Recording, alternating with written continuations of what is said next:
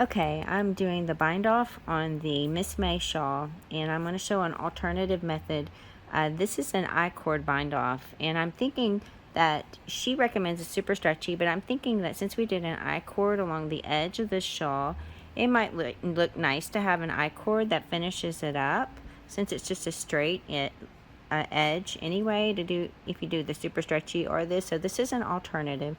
I do not have a tutorial for this on my channel, so this will be interesting, and I want to show a couple ways to do it, but I'm not sure exactly how it's going to work. So let's just see how it goes. Okay, the first thing you want to do is I'm going to do, you got to figure out how many stitches you're going to do for your I-cord. This has been a three stitch I-cord bind off, so I'm just going to do a 3-stitch I-cord. So you're going to cast on the number of stitches that you have in your I-cord. So there's 1.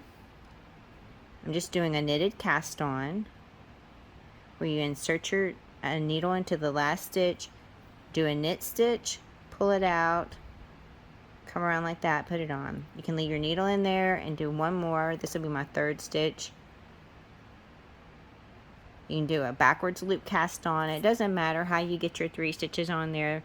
There's a lot of ways you can do it, but I just did the knitted cast on to give me 3 extra stitches. Backwards loop cast on, whatever is easiest for you. Alright, so you got your 3 stitches. So what you're going to do is you're going to knit the first 2 stitches,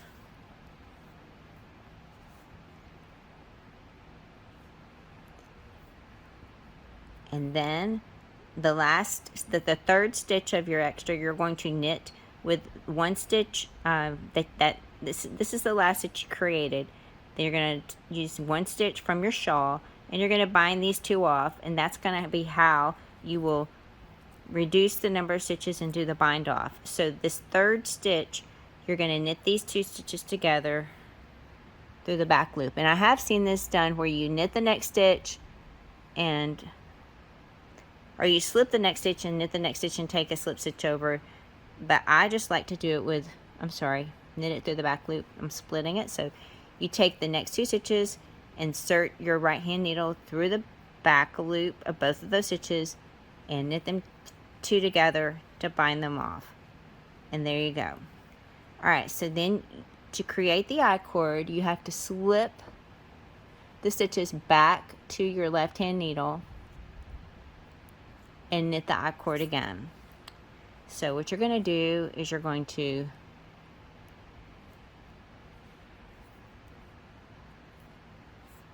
knit the first stitch, knit the second stitch, and this is where you knit this last stitch together with the next stitch from your shawl.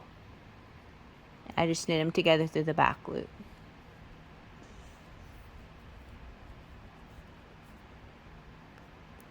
And you can see the I-cord is starting to take shape right there. I'm going to keep going. So now this is normally for I-cords, I like to do my little trick where I have my have it on a DPN, and I like to slide it down instead of passing it back and forth. The problem with that, the reason why I can't really do it for this method, like I have it on this DPN, and I just, instead of taking it back, I just slide it down to the end and knit. It's hard to do for this because all my stitches are on this needle. There's so many, there's almost 400 stitches, so it's probably just easier for this just to take them back. I love the slide down the DPN method for I-cords, and it just works out so much easier. But for this, since there's so many stitches and we are binding off, I'm just going to slide them back and forth. So here we go again, one more time.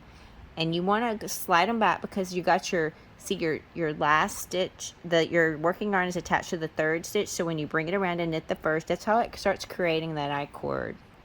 So anyway, you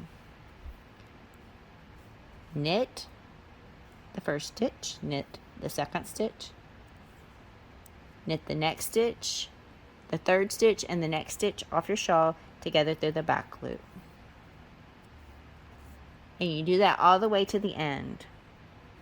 And you can see the I-cord forming. I think it's going to look nice.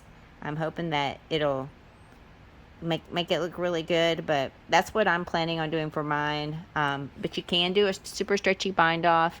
I think this will be stretchy enough.